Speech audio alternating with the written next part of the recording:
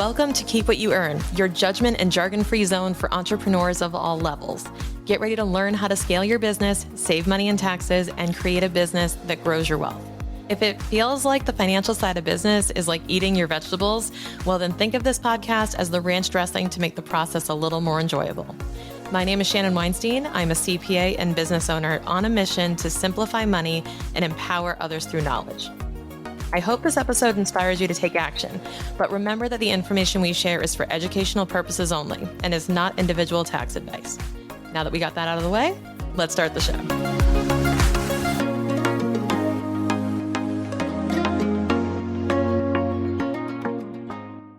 You know, stress and burnout are just things that I personally think we can't really avoid completely, especially as business owners. I think it would be unrealistic to aspire to or to think that it's possible to never burn out and never be stressed out. I feel that if you care enough about servicing your customer, if you care enough about your why, then there will be times where you push the boundaries of burning yourself out a little bit or stressing yourself out a little bit because you care so damn much. And I think that's a sign that you do. So this episode is really going to be focused on how to stay motivated even when you're stressed out, even when you feel burnout. And I'm going to give some more, practical advice on this. I will spoil it right now and say nothing of what I'm going to say is going to talk about meditation, a morning routine, mantras, or anything like that. I have nothing against those things. However, I find that if they're not already a practiced habit, then me telling you they're a great idea, chances are they won't be implemented, right? So if they work for you, they work for you, but you probably know that by now. So me sharing that information is not going to help you very much.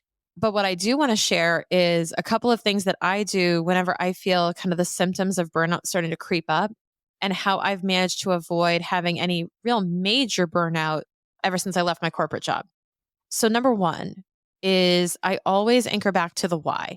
So whether that means actually writing out your why and putting it in front of you, like a vision, whether that means, putting it somewhere, making sure that the why shows up, I guess, frequently. So if your why is your kids, you're going to see your kids every day, I hope. And if you see your kids, it reminds you of that why. You want to just create memory joggers and mind joggers to say, hey, like this is why I do what I do, right?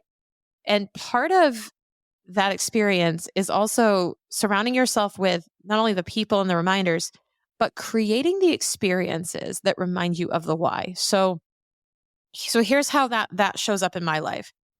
I will very frequently work my tail off, but I remember like when I get to go to the gym in the morning and I walk out and it's daylight and it's like 8:30 a.m. and I don't have meetings till 10. And I'm like, yeah, like I'm a little stressed out, but like I can do this. I can take time for me. I can sleep an extra hour. Like I remember when I was feeling this way in corporate America and I didn't have a choice to just not work the next morning. Like I didn't have a choice not to show up. And you kind of had to force it. And I think that as business owners, if you carry that approach into business ownership, it's more likely that you're going to burn out. So I find that if you can remind yourself of your why and infuse pieces of it into your day to balance out the stressful elements, I think that helps a lot. So reminding yourself of why you're doing what you're doing and frankly, cashing in a little bit on that. So as opposed to looking at your why like an aspiration, I want you to look at it as an aspect of what you're already doing. So for me, right, you probably know by now that I live in Costa Rica most of the year, and I will go for a walk, as simple as going for a beach walk. I am sitting in presence and gratitude every single beach walk because I look around, and you probably see it on my stories. I look around and I just take a deep breath in and I'm like, wow, I actually get to live here. And it's part of my why. Yes. It's part of the reward system. Yes.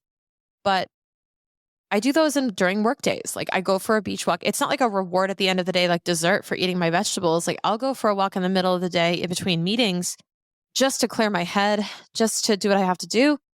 And it helps to to kind of sink back into, okay, like I don't want to sit in burnout, in stress. I don't want to let the stress of what I have to do consume what it is I'm doing and then have me not do it well and stress myself out more. It compounds. So I found that by integrating a little bit of things I enjoy or things that serve my health, right? Integrating those things in, especially when I'm busy. Like we're so tempted. I don't know about you, but I used to be so tempted to be like, I'm too busy today to go to the gym, right? So I'm too busy. I like would book a noon group exercise class during COVID or something. Actually, well, not much group X during COVID, but you know what I mean? I would book like a virtual class.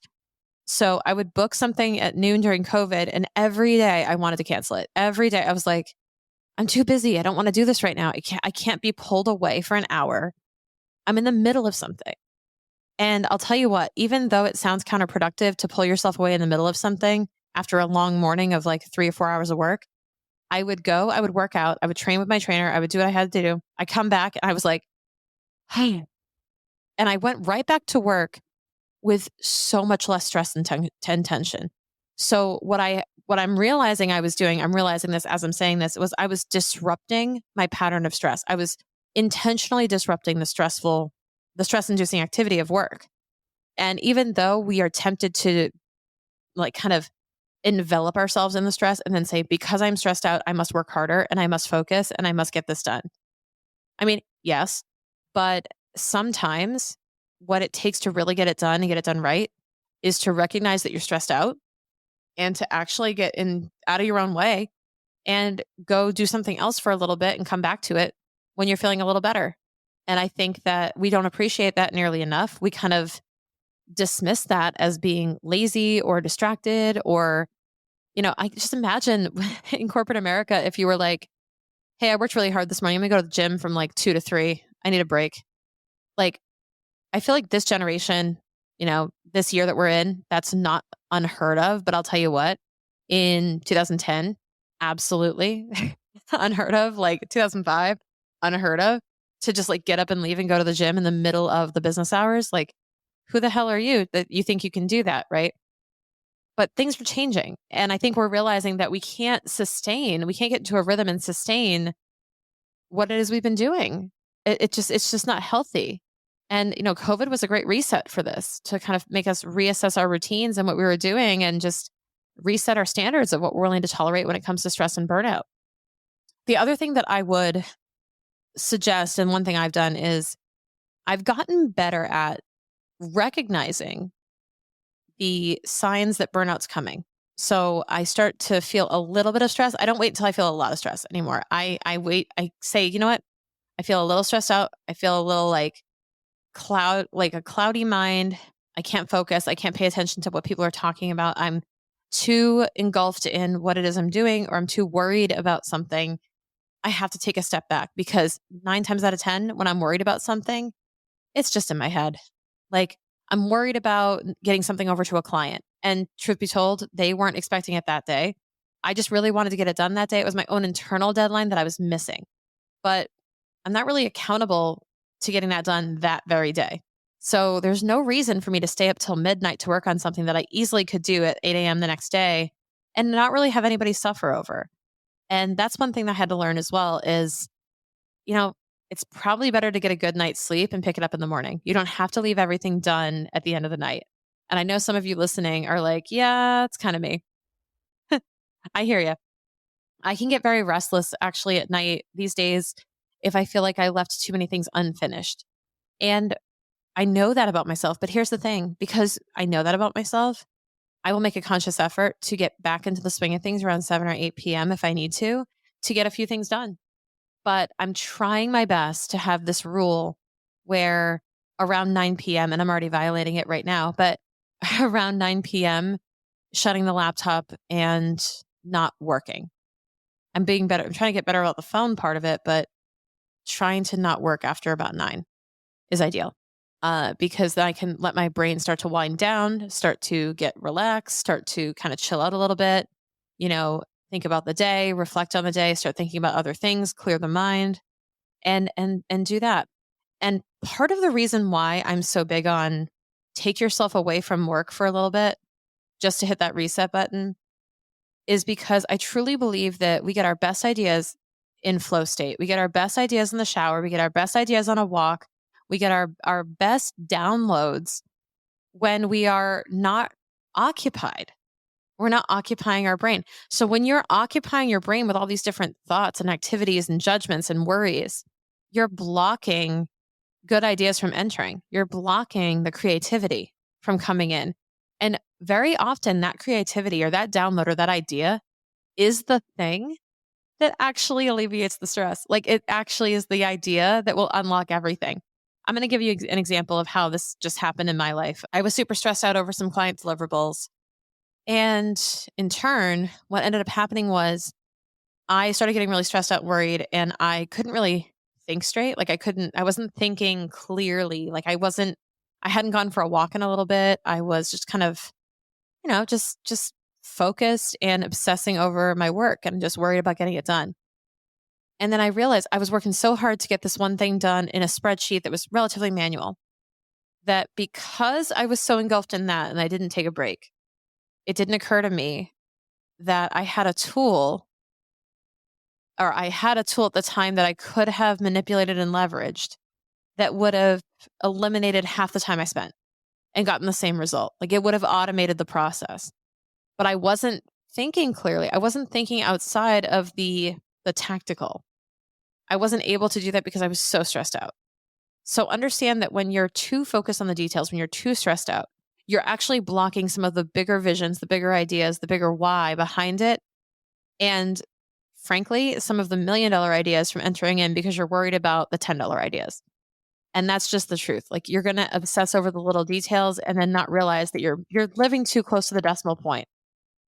You have to be thinking bigger. You have to be zooming out. You have to be looking at holistically, is this good for me as a business owner? Is this good for my health? Right? And I know that this podcast is really focused on finances, focused on tactical steps and strategies, but it's a very real thing to deal with stress, to deal with burnout, and to really not know how to navigate it if this is new to you, if the world of entrepreneurship is new to you. And one of the ways that I found is to take that step back. It really, really does help. Going back to your intrinsic, your internal motivation, figuring out what it is that drives you, what makes you happy, what calms you down. Self-awareness is the key to everything. So if you can kind of figure out what that looks like for you, infuse a few habits that will both prevent and detect burnout, you'll be able to help minimize it. Now, I don't think you can eliminate it, but I think you can start to become aware of when it's creeping up and know what to do to be able to manage it so that it doesn't affect you any more than it has to. That's what's really important.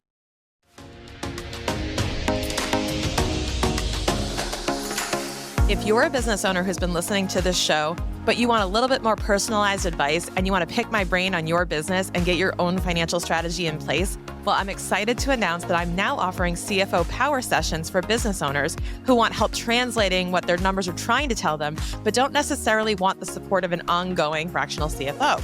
If you're interested, submit a request using the link in the show notes. I only accept a limited number of spots per month, so make sure you jump on it and submit right now.